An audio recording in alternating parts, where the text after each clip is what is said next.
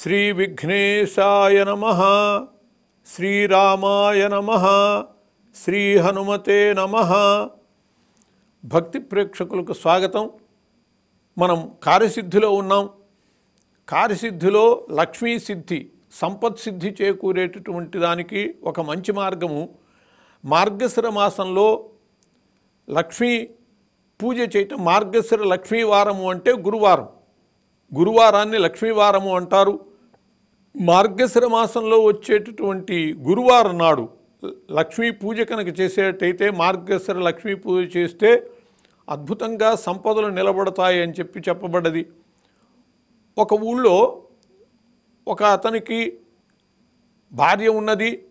సవతి కూతురు అంటే పెద్ద భార్య పోతే ఆమె కూతురుని పెంచుతూ, ఆ పిల్ల చాలా మంచిది, ఎప్పుడు కూడా లక్ష్మీదేవి బొమ్మని దగ్గర పెట్టుకుని పూజిస్తూ, సవతి తల్లి తన బిడ్డల్ని ఎత్తుకున్నందుకు ఇచ్చేటటువంటి ఆ బెల్లాన్ని లక్ష్మీదేవికి నైవేద్యం పెడుతూ ఉండేది. అలా లక్ష్మీదేవి యొక్క అనుగ్రహాన్ని పొందింది. కొన్నాళ్ళయ్యాక పెళ్లి కాగానే ఆ బొమ్మను తీసుకువెళ్ళిపోతే ఈ ఇంటి నుంచి లక్ష్మి వెళ్ళిపోయింది, దరిద్రం చుట్టుకున్నది. ఆ తర్వాత ఎన్నోసార్లు ఆమె సహాయం చేసి వీళ్ళని నిలబెట్టడానికి ప్రయత్నం చేసింది, అయినా కూడా వీళ్ళ దరిద్ర భావం పోలేదు.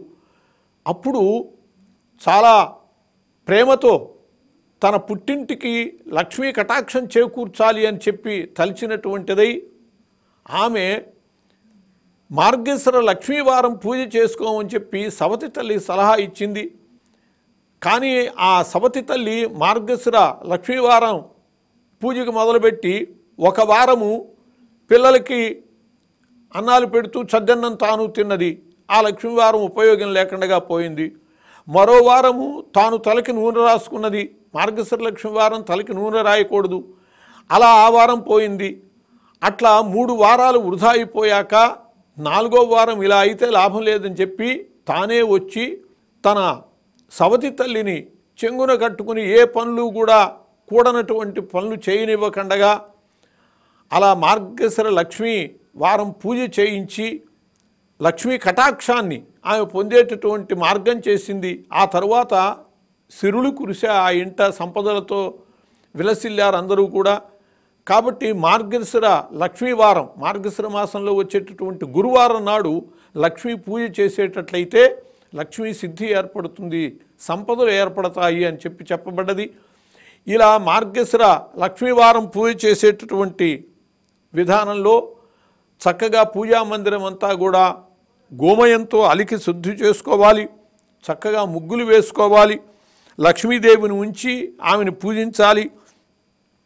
ఆ పూజా విధానంలో నూనెతో చేసినటువంటి పదార్థాలు ఏవి కూడా నివేదన చేయకూడదు. నూనె లేని పదార్థాలు మాత్రమే అమ్మవారికి నివేదన చేయాలి. అలా కనుక చేసేటట్లయితే తప్పకుండా మార్గశిర లక్ష్మి అనుగ్రహించి వాళ్ళకి సకల సంపదలు చేకూరుతాయి. కాబట్టి మార్గశిర మాసంలో వచ్చేటటువంటి గురువారాలు తలకి నూనె రాసుకోకూడదు, కొన్ని నియమాలు ఉన్నాయి. అలాగే అన్నము తినటమే కాదు, ఏ పదార్థము కూడా అమ్మవారికి నివేదన చేయకుండా తాను తినకూడదు, పాలు కూడా తాగకూడదు. అలా అంత నియమబద్ధంగా ఉండి ఈ మార్గశిర లక్ష్మి వ్రతం చేసుకోవాలి, లక్ష్మీ పూజ చేసుకోవాలి. ఉండలేనటువంటి వాళ్ళు కాస్త ముందుగానే పూజా కార్యక్రమాన్ని పూర్తి చేసుకునేటట్లయితే ఆ పూజానంతరం కావలసినటువంటివి స్వీకరించిన ఇబ్బంది లేదు. కాబట్టి నియమాలని పాటిస్తూ చక్కగా ఆ రోజున శిరస్నానం చేయటము, అట్లాగే తలకి నూనె రాసుకోకుండా ఉండటము, ఏమీ తినకుండా ఉండటము, లక్ష్మీదేవికి పూజ చేసి నూనె వేయనటువంటి పదార్థాలని నివేదన చేయటం. అలా ఈ మార్గశిర మాసంలో వచ్చేటటువంటి గురువారం మార్గశిర లక్ష్మీవారం అని చెప్పబడుతుంది. లక్ష్మీదేవికి శుక్రవారం మామూలుగా ఇష్టమైనటువంటిది, శుక్రవార లక్ష్మి అని అంటూ ఉంటాం. కానీ గురువారమే లక్ష్మీవారంగా చెప్పబడుతూ ఉంటుంది. అందులో మార్గశిర మాసాన్ని దృష్టిలో పెట్టుకునే మార్గశిర గురువారాలని మార్గశిర లక్ష్మీవారాలు అని అంటూ ఉంటారు. అట్లా మార్గశిర లక్ష్మీవార పూజ చేయటం ద్వారా లక్ష్మీ కటాక్షాన్ని పొందొచ్చు. సంపదలు కావలసినటువంటి సంపదలన్నీ కూడా సంపాదించుకోవచ్చు. కాబట్టి మార్గశిర మాసంలో వచ్చేటటువంటి గురువారాలన్నీ లక్ష్మీదేవి పూజని చక్కగా నియమబద్ధంగా చేసుకోవటానికి వినియోగించుకోవాలి. స్వస్తి.